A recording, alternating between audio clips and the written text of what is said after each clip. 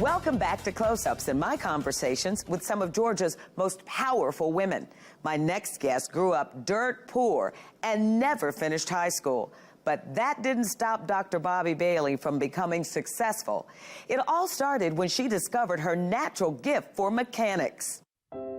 Probably 10, 11 when I started helping my brother. He tuned race cars at Lakewood, those drivers at Lakewood, and I was handing him the tools and changing tires and, you know, putting on carburetors and doing things with him when I was 10 years old. There were 8 children in the Bailey family. Bobbie's dad worked even though he was physically handicapped. He couldn't walk. When Bobbie was just 15, she used her mechanical skills to land a job fixing burned-out refrigerator compressors. I was hired full-time then, and then some of the men were drafted, and so knowing rods and pistons, working with my brother on the automobile, and they have rods and pistons just like automobiles, different sizes, and I said, well, I can do that job. And they said, yeah. I said, okay, well, let me show you. So then I took the man's job and did everything that person did when he was drafted and proved that I could do it. How did men react to you in what they may have considered their job? Oh, I never had a problem. Because I think they realized I knew what I was, you know, what I was talking about, and I could understand what they were talking about. In 1948, Bobbie did something that was virtually unheard of for a woman. She partnered with the owner of the refrigerator compressor company and eventually took over the business. During the 50 years she ran it, Our Way became the world's largest independent restorer of refrigerator and air conditioning compressors.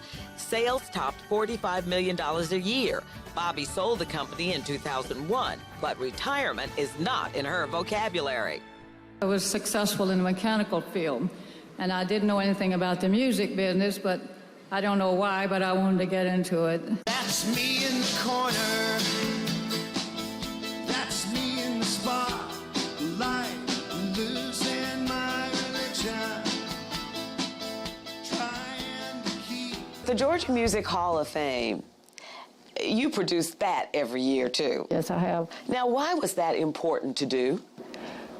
Well, it was recognizing people in the music industry when Zell Miller decided that he wanted to recognize the people in Georgia for what they do and the economic impact they make on music with what they sell their records and things. I felt that was something I'd like to do because enhancing Georgia and also recognizing the people that's doing it. Now, the most exciting thing I think you've done is the Lost Squadron.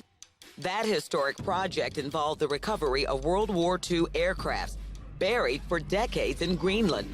Bobbie and her team developed the equipment needed to drill through 275 feet of solid ice and recover one of the planes. We brought the plane up, and it's been restored. And we had a big air show with it, and it's beautiful. Bobbie has given back in many other ways. Her foundation provides educational scholarships, and she's given millions of dollars for new buildings at metro universities and hospitals.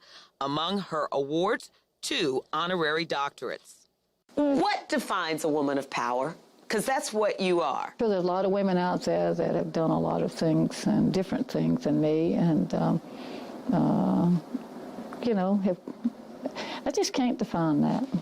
It's just, it gives you satisfaction that you can do for your family and you can help friends and people, but I don't like to be spotlighted.